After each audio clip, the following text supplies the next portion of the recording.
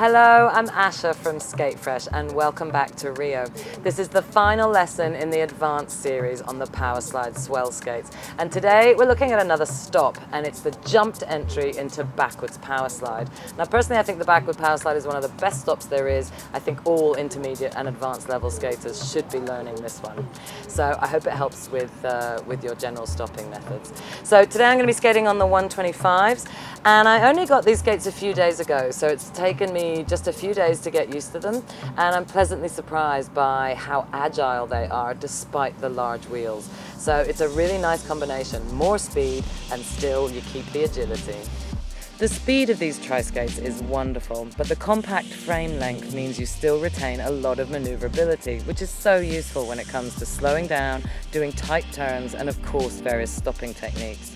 These skates with 125s would be best suited to those who want to focus on fitness and speed skating, as they will reward your push with stunning speed and they hold their momentum like no skates I've ever worn.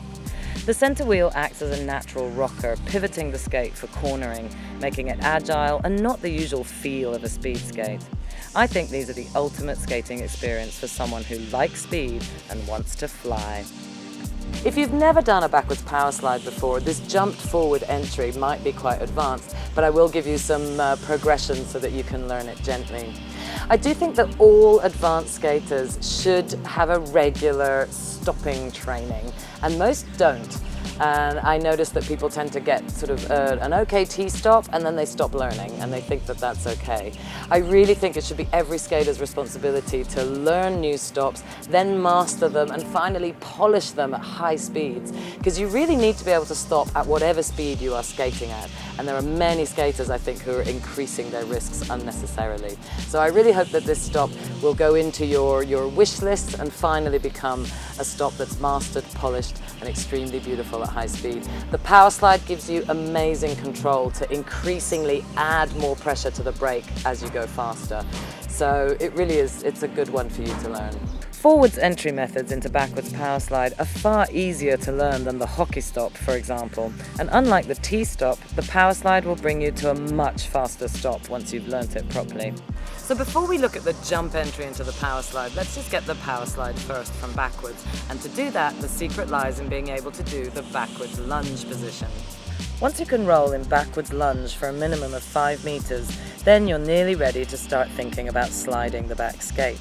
Keep both your hands on the support thigh to encourage your weight across onto that leg. Notice if your edge here is on an inside, as this will ensure that you will never slide.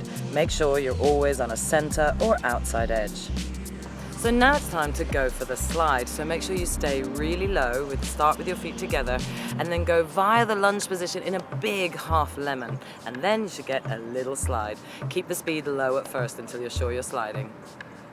So let's say your favorite sliding leg in the backwards Powerslide is your left. So you will be jumping onto your right skate backwards. Let's look at both sides semi-statically so you don't get confused. Do this on both sides and then choose which one feels best, and that should be the one you learn first.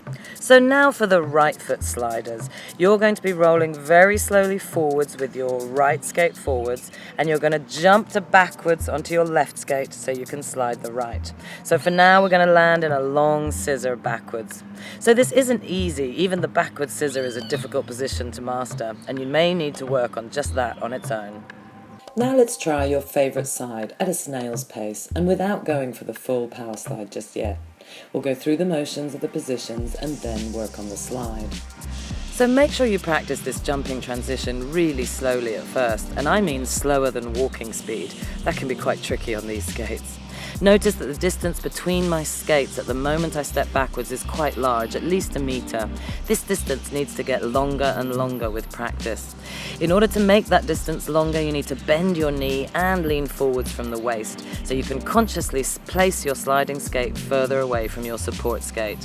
So this process of doing the jump transition to scissor and starting that slowly and building up the speed, and then doing the jump transition to the tiny slide slowly and building up the speed, speed. This really is a process, and it's going to take you several weeks, if not months, of practice. So don't worry, the skill is difficult. Give it some time and practice all those different stages. So the forward entry to backward power slide, in my opinion, is the best skill for anyone who's skating fast and needs to stop quickly. I use forward entries to power slides probably 98% of the time when I stop, and this is one of my favorites, and it really does work.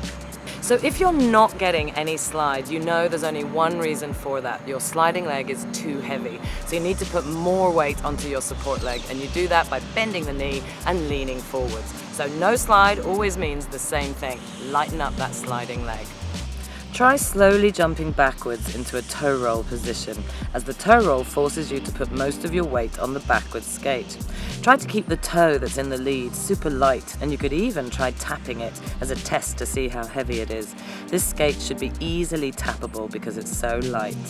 So the backwards toe roll is really quite a difficult position, and lots of skaters have many problems with it. It's quite difficult just to steer along the line with both skates. So we're going to look now at the common problem of the leading toe wandering out and in.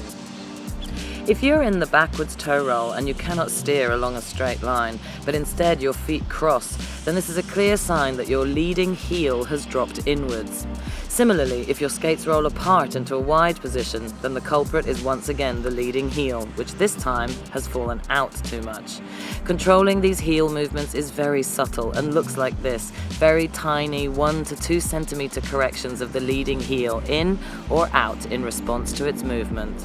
I hope you've enjoyed this series of tutorials on the Powerslide Swell skates. I really do think that the future of inline skating is going to be on 3 wheels. So don't forget, the Powerslide Swell range comes in 3 different wheel sizes: 100s, 110s or 125s, and they all have an option of a fantastic brake.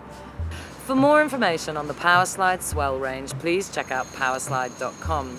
If you'd like even more help from me, then come to skatefresh.com and leave me your email address, and I will send you direct to your inbox a bundle of free videos for either beginner and intermediates or advanced. So you get a free gift from me, whatever your ability level. So until the next set of videos, please do skate swell and feel alive. Goodbye from Rio.